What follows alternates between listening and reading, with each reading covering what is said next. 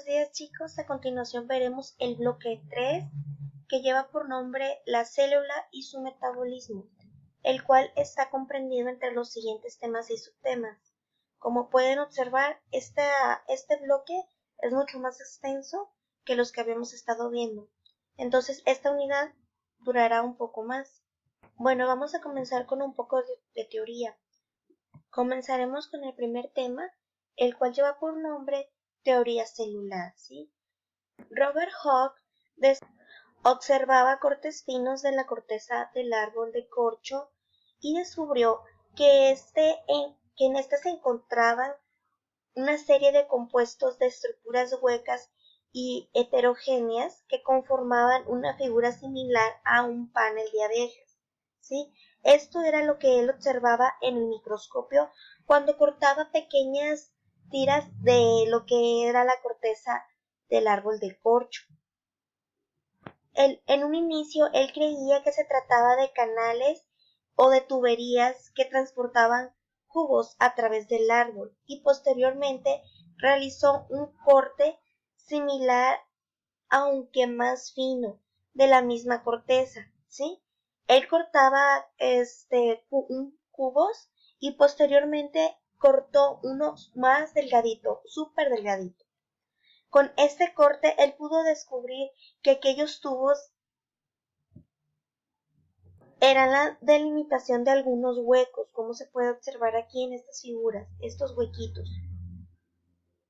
Él suponía que estos huecos en algún momento habían contenido algo y que estaban dispuestos de alguna manera, que estaban dispuestos como celdas pequeñas. De ahí es que proviene el nombre en latín cellulae o celdilla, comúnmente llamado célula.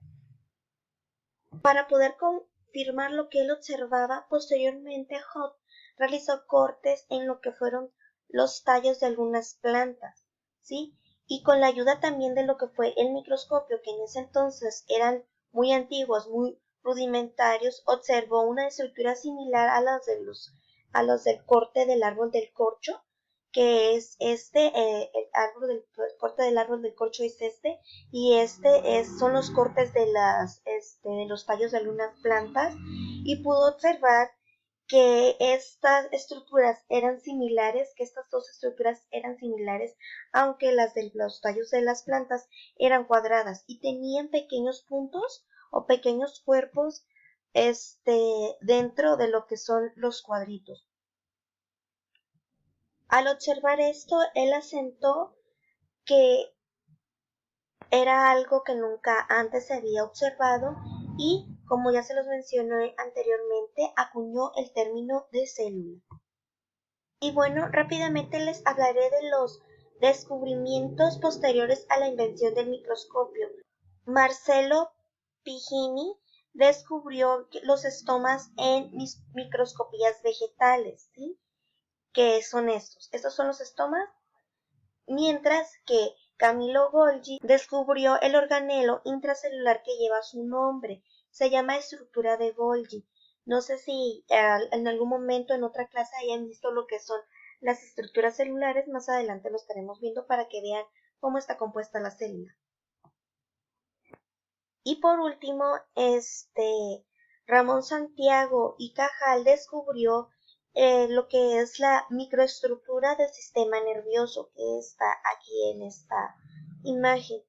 Golgi también descubrió un microorganismo que lleva por nombre plasmodio, que es el agente causante de una enfermedad llamada paludismo. Entre los 1938 y 1939, dos científicos alemanes, y Matthias Schleiden y un zoólogo, concluyeron que todas las plantas y animales estaban conformados por células. Posteriormente, los trabajos de Rutherford propusieron que la célula tenía las capacidades de dividirse para formar células hijas idénticas y con las mismas cualidades. El trabajo integrado de estos tres científicos en gran medida ayudó a la construcción de un concepto universal en el cual se postula lo siguiente. Presten atención porque esta parte es muy importante, ¿sí? Este concepto dice lo siguiente: las células son la unidad básica de organización y función de la vida en todos los organismos. Todas las células proceden de otras células, ¿sí? Son madres e hijas y por lo tanto comparten características similares. Y bueno, ya casi para terminar con lo que son los datos históricos para entrar en la materia, vamos a hablar un poquito de lo que fue la investigación de August Weismann. Bueno, posteriormente a la conclusión de los estudios anteriores que les presenté de los tres científicos, lo que fue August Weismann, encontró y postuló ciertas características que las células comparten, lo cual le permitió proponer que todas las células tienen un antepasado común y un origen único, ¿sí? Es esencial para la supervivencia y la función de cada tipo de células. En el tercer bloque, que es el que estamos viendo, vamos a aprender a reconocer lo que es la unidad funcional o fundamental de todos los seres vivos, que son las células, con el propósito de poder entender cómo funciona nuestro organismo y el organismo de todos los seres vivos.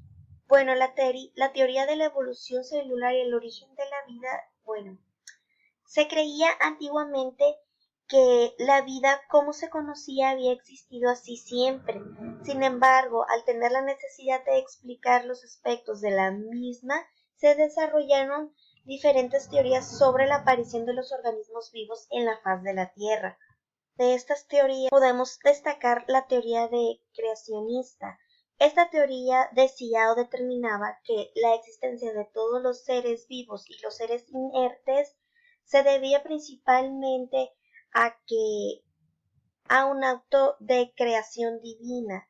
Desde la antigüedad han existido distintas explicaciones que suponen que Dios o varios dioses dieron origen a toda la existencia. Esta teoría aún es vigente en diversas culturas y una actualización de esta teoría es conocida como la teoría del diseño inteligente. Otra de las teorías que fueron fuertemente creencia durante muchos siglos fue la teoría de la generación espontánea o de la autogénesis. Bueno, durante el siglo XVII, entre el pensamiento de los científicos de la época, se encontraba la creencia de que la vida podía generarse de manera espontánea, es decir, que aparecieran organismos vivos a partir de diferentes sustancias. En esta época se establecieron ciertas recetas para generar organismos vivos. Tal era el caso de una receta para generar ratones, que según James Baptista y von Helmont, en la que estos especificaban cómo colocando granos de trigo en el interior de una bolsa o en ropa interior sudada o ropa simplemente sucia en una habitación húmeda y oscura, al cabo de unos días se formaría una mezcla que formaría lo que son los ratones. Antiguamente se creía que los seres aparecían simplemente de manera espontánea, que los podían crear. Y bueno, actualmente sabemos que haciendo estas actividades no nos va a generar de manera espontánea ratones, sino que van a llegar a la habitación debido a que existen las condiciones para que ellos puedan alimentarse y sobrevivir. Posteriormente también se realizaron esfuerzos para demostrar que la teoría espontánea no se generaba de manera espontánea, como algunos científicos de la época lo aseguraban. Tal es el caso del experimento de los frascos de Redi, quien colocó en dos bandejas idénticas dos trozos de carne cruda, de características similares, o sea, igualititas, con la misma cantidad, el mismo tipo de carne. A una de las bandejas la cubrió con trozos de gasa y a la otra la dejó descubierta, mientras que a otra la tapó con un pedazo de corcho. En el transcurso de los días, los trozos de carne de ambas bandejas comenzaron a descomponerse. pudo observar que en la bandeja que estaba o el frasco que estaba sin cubrir entraban lo que eran las moscas y estas depositaban huevecillos en forma de larvas y era así como se generaban nuevas moscas, mientras que en las que estaban tapadas no sucedía esto. Fue así como este experimento demostró que los organismos inferiores como las larvas y los gusanos no surgían de la nada, sino que otros organismos los llevaban hasta allí. Estos organismos pues eran las moscas en este ejemplo. Este experimento fue demostrado poco tiempo después con la invención del microscopio, ya que descubrieron que los huevecillos de las moscas en la carne de los contenedores que estaban abiertos eran demasiado pequeños para visualizarlos por el ojo humano. Bueno, siguiendo con la teoría de la generación espontánea, Lazzaro Spallanzani, biólogo italiano, que al replicar con ciertas modificaciones lo que realizó el científico Redi con sus frascos con carne, pudo demostrar que la vida no se generaba a partir de la nada, o sea que no había generación espontánea, ya que en el año 1796 colocó caldo de carne en una serie también de frascos, utilizando una serie de frascos, él es Lazzaro Spallanzani, y él es Red. Pudo observar que con los frascos cerrados herméticamente, que fueron estos que están aquí, y a los cuales también aplicó calor a ambos frascos, tanto al tapado como al destapado, les aplicó calor. Pudo observar que los frascos que estaban tapados no generaron ningún tipo de insecto, ni ningún animal, ni ningún otro microorganismo que no fuera el caldo, mientras que los frascos que estaban destapados produjeron seres vivos, produjeron lo que fueron moscas y gusanos. En los primeros experimentos que realizó Spallanzani, pudo observar que no existía generación espontánea si el ambiente estaba tapado o controlado. Ahora sí, chicos, vamos con el mero mero. ¿Sí saben quién es este científico? Piensen, ¿quién será este científico? Bueno, pues este científico es Louis Pasteur, que posteriormente desarrolló un experimento parecido a los que realizó Spallanzani y Redi, colocando caldo de carne en un matraz de cuello largo, al cual aplicándole calor lo curvó en forma de S y posteriormente continuó calentando el caldo para después en reposo a la intemperie. Después de varios días, en el caldo no creció ningún tipo de microorganismo. Al documentar y publicar su experimento, sentó las bases de la higiene de los alimentos y al proceso que realizó Pasteur. Hoy en día se le conoce como pasteurización, el cual consiste en calentar una sustancia hasta su punto de ebullición para matar toda la materia, los microorganismos que estos habitan o puedan habitar en lo que es el alimento, y así puede perdurar mayor tiempo en anaquel. Es en este momento y con los experimentos de Pasteur donde se le da fin a lo que es la creación de la teoría de la generación espontánea o de la autogénesis.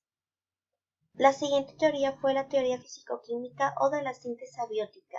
Esa teoría fue propuesta por Alexander Oparin, un científico ruso en el año 1924, quien sugirió que la vida se generó a partir de la agregación espontánea de compuestos simples y biomoléculas en un proceso ocurrido hace millones de años. Oparin propuso que el planeta, en una etapa muy joven de su existencia, comenzó a enfriarse y diversos compuestos comenzaron a mezclarse entre sí, y una especie de caldo de cultivo constituido por agua y diversos elementos a lo largo del tiempo y bajo el influjo de la radiación solar y las condiciones de la atmósfera activa, rica en gases reductores, ha generado la vida en el planeta. En el siguiente video seguiremos viendo lo que continúa en el bloque número 3.